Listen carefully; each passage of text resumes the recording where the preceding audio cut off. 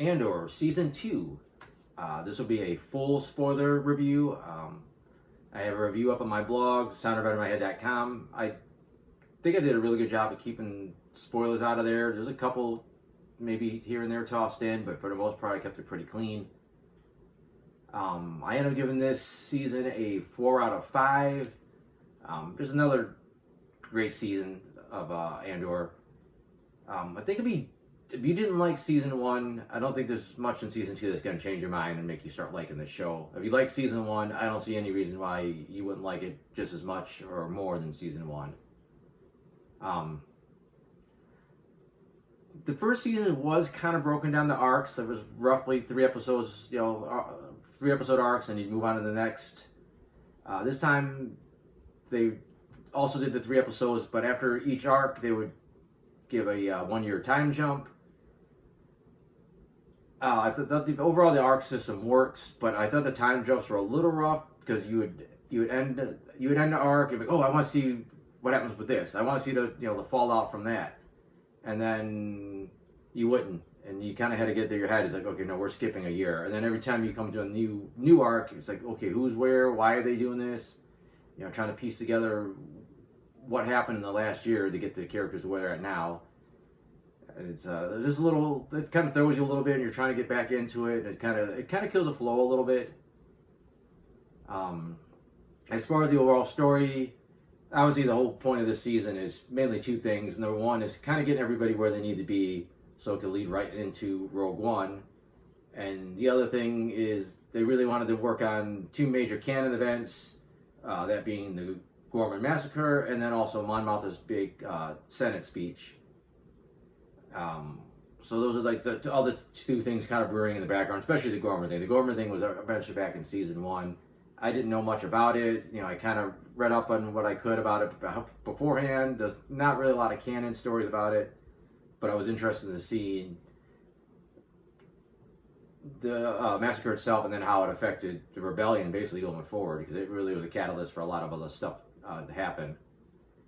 I thought the first arc was fine. It was a good coming back to the show. They started off with some big time action. You had the TIE fighter heist, which I was pretty surprised to see this early in the season. I was also pretty surprised, the show's pretty notorious for just killing off characters. And I thought the Imperial that Cass met in the beginning that was, betraying the Empire and joining the rebellion, I thought she was going to get, taken out for sure. And we actually never see her again. But I said, the TIE fighter stuff was fine. I thought him being stuck on what ends up being Yavin with those, idiotic rebels, I thought it kind of really went nowhere. It was just like kind of stalling. It didn't. I know they're kind of showing like how dysfunctional the rebellion was at this point, but for the most part, it was just kind of all right. And then he got out of there, and then him showing up just in time to save his friends.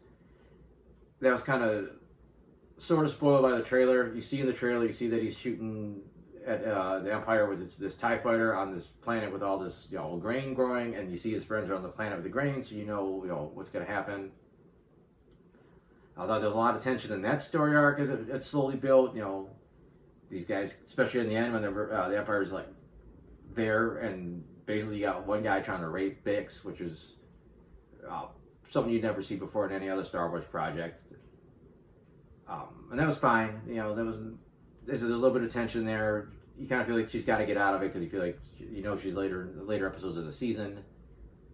I thought the Mon Mothma stuff was probably the most interesting part of the first arc. Just watching this wedding slowly come together, and they put a lot of work into this, not just the sets and the costumes, but trying to come up with these fake wedding traditions for this wedding on an alien planet that doesn't exist. I think they put a lot of work into it and a lot of thought into it, and that all builds into the wedding and just the tension of not only the personal life coming down around her, but knowing that her childhood friend is basically going to betray her, or he might betray her, and knowing that Luthen got to basically have the guy assassinated, and just like I said, just watching Mon just trying to deal with her whole world crumbling because of the cause. It was just, I thought it was cool. And then just kind of cutting back and forth between that and Cass trying to save his friends, and poor Brasso getting shot for really no good reason. Second arc I thought was the weaker of the entire season. I thought they did a great job of establishing Gorman and really giving this place a lot of personality and history and making it so when the massacre happens, it's devastating. But Cass's time on there was just kind of I don't think it added that much to it. Like he shows up, he's like, yeah, these people are beyond help, and that's kind of it. I thought the stronger stuff, if anything, was Cyril doing the double agent thing, which never got the impression this guy could be like this master actor and be able to pull the wool over so many people. And then here he is, lying to his mom, lying to the Gorman front. That's a whole new side of him we've never seen before. Let's see what else we got in that story. Our Mon Mothma Bailey shows up. There's a few other odds and ends, but the other big thing at the end is you have Vel and Cinta working together on this mission. Cinta felt like almost a completely different character. She was always so cold and detached last season, and now all of a sudden she's like, oh, I'm kind of done with this. Not done with the rebellion, but being pushed away from what she really wants in life and having a girlfriend and all this stuff. Just seemed like, I know she said something dramatic happened to her, or traumatic happened to her over the interim, but it was a little vague, and I should have seen right there they were setting her up to get killed, because that's the next thing that happens. The heist itself was fine. It was interesting. There was tension, but it's like the Empire was letting this happen, so in reality there shouldn't even been any tension. The more tense scene was Clea trying to get her listening device out of the artifact, while you got a room full of Imperials pretty much. The third arc was easily the best of the season, and possibly one of the best of the series so far, and that's saying a lot compared to some of the stuff in season 1. The Gorman Massacre was about everything I expected to be. It wasn't super brutal. It was just a lot of people getting shot for the most part, but just the way it was set up, the way that these people were they were innocent. They just wanted these people to treat them like humans, basically, on their planet. They're being treated like shit by the Empire, and the Empire was doing it intentionally. They were trying to get them round up. They wanted to kill as many as they could, and then just devastating the way they twist the news, so it looks like these are just violent insurrectionists that attacked the Empire and killed some poor innocent soldiers, and they're just all bad people, and they deserve it to get kicked off their planet so the Empire could steal their minerals. Like I said, just everything was well done. The emotional beats, you didn't get to know enough about the Gorman front to care about specific characters that died for the most part. Some of them you kind of oh, that sucks that they're dead, but a lot of them are hey, which guy was that? But I said overall, just really well done. I don't know much about how Cassian met K2SO in the comics, but from what I hear, the way it happened in the show was drastically different, which I don't care. I didn't read the book, but I know for people that did read the book, I think you're probably disappointed. They're saying that this comic book is canon, this is how it happened, and then they come back a few years later and nope, never mind. Just ignore that comic book. That leads to the big Mon Mothma Senate speech. I was actually a little disappointed in that because I thought she was really going to start tearing into the Emperor a little bit more than she did. Because she gets cut off right when she says it. Because I think I've seen the clip later on again in Rebels where she is specifically talking more about the Palpatine. I guess you can imagine that this kind of happened right before she got cut off. We just didn't see it here. But I was a little disappointed about that part. The first part of the speech was great. Trying to get out of the Senate building was really well done. Again, they're both going to make it out, but they still did a really good job with it. And that takes us to the end of that arc. Bix leaving Cassian. At one end, everyone assumed she was going to die because we don't see her ever again after this. So you're relieved that, okay, they wrote her off. She's doing something else. She's not going to die. That's cool. But then just her speech, it's like, oh, I'm going to see you after this is all done. I'm going to come and find you. And knowing that she never will because Cassian doesn't survive. Spoiler, Rogue One. So I thought that was actually a little kick in the teeth there, the way they did it. It was sad and not sad at the same time. And that takes us to the final arc. Again, it was a decent arc. Again, a lot of this arc was really more about tying up loose ends and getting everybody where they need to be for Rogue One.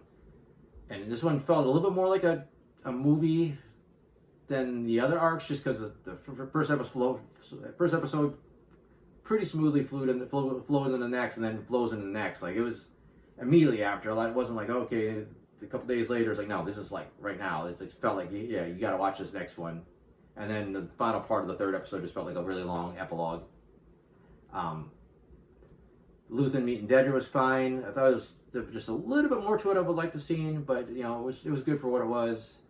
I love seeing Clea just show how much of a badass she is, and like we've seen bits and pieces how like cold-blooded she can be as far as being this badass rebel, but we actually get to see her in action. I'm glad we got the flashbacks of her and Luthen, but they were so kind of like they felt like they came out of nowhere, and they were just kind of spliced in there in a weird way. Like, just very disorienting. Like, what's going on? And like there was also time jumps within there, and there was a lot of questions. Like, wait, what's going on? Yeah, I mean, you understand the gist of it, but some of the finer details. Wait, was he in the Empire? Who was he blowing up? Like this, it wasn't super necessary, but it was weird throwing him in that late. But I think it was important to their story. And this, like I said, where everybody else ends up, it was pretty crazy to see Dedra. She was really, in a lot of ways, one of the best Imperial officers they had as far as getting shit done. And she's almost up there with like Thrawn as far as I say one of the top minds in the Empire. And the fact that stepping on the wrong toes, she got put in prison. It was pretty crazy. Was not surprised to see Lonnie getting killed by Luthen because number one, he was a loose end, and number two, I think Luthen knew he probably wasn't going to make it out alive, let alone getting Lonnie to safety, or even if Clea was going to be able to make it out all right. But other than that, like Willem and his girl and a few other characters, a little surprised. Like Vel was like, okay, they made it to the end. I guess they just never show up again, in story wise, as far as we know, unless they do some books later on or whatever. Also weird seeing that like. It's interesting how they got the Force worked in this time because it was basically like a Force healer kind of function, almost like a little bit like a fortune teller kind of role. Just kind of like nobody trusts her and nobody believes in the Force. And this is interesting seeing it done because this is almost how like the average person might think of a Jedi. Not necessarily a Jedi because they're not doing the lightsaber thing, but somebody with these kind of powers. Like, yeah, it's hokey pokey. Almost kind of like Han Solo in Star Wars where he never believed in any of that stuff. So I thought that was kind of an interesting way to add it to the show where it felt a little far-fetched, but then it's Star Wars, so it's not far-fetched. I thought the show overall looked fantastic. A lot of great location shooting, some really good practical sets, a lot of CGI and whatever else they needed to like enhance these sets where just everyone it looked exotic, and it's crazy because a lot of this stuff it's real places, but it's tweaked to make it look like an alien world or Coruscant or whatever it might be, and it all looked good. Like it never felt like they were like not really there. Thought the special effects looked great. K2SO looked amazing considering he's all CG. He also had some nice humor late in the series. Like it was almost a different show those last couple episodes with that much quippiness coming from him. I liked it. It was a nice change of pace. There was like one shot I thought was bad. There was a shot right when Cinta was taking Tay to be basically executed, and they're flying in the little car. It looked pretty green screen or pretty CG or whatever technique they used. Something looked off about it. It was like, okay, that looks fake. I think I covered a lot. I think I got the gist of it. I probably could talk about Star Wars, so I generally could talk about that kind of stuff forever. I did take some notes on the different episodes, so let me kind of whip through these, see if there's anything else I want to mention that I haven't yet. I thought acting-wise, everybody was fantastic, but I love the way they had Mon Mothma alternating between smiling and greeting her wedding guests in the first episode to just looking concerned and upset because she knew Luthen was there, and just such a great job of like shifting like back and forth between the different expressions by her. Some of that stuff with those rebels on Yavin that were pretty clueless was kind of funny, but sometimes it was a little too much. Like the fact that they decided to settle their differences in like the Star Wars version of rock paper scissors was pretty bizarre. It was almost too quick though. Whatever monster they were setting up, the thing just comes out, eats a couple guys, and is gone. I wish we would have seen a little bit more about that. Still pretty funny watching Cyril and Dedra get mentally prepared to deal with Cyril's mom, and then Dedra just putting the foot down. Unfortunately, that kind of gets deflated because after that he goes on his mission, and as far as the mom knows, he's broke up with his girlfriend. He's a loser again. So I was like, it was a cool scene, and it's like, okay, it really didn't end up going anywhere. Big still having her nightmares. It was fine. Cool to see she wasn't just 100% over, what happened with her torture. Her arc could have been better. Like, it seemed like they were setting up for her to at least be more proactive in the rebellion, and then she just wasn't. She just every time you see her, she was just hanging out at the house, and then she left. So I was a little disappointed. I was like, I really thought they were going to do something with her, especially when she killed Dr. Gorst, and then they just didn't.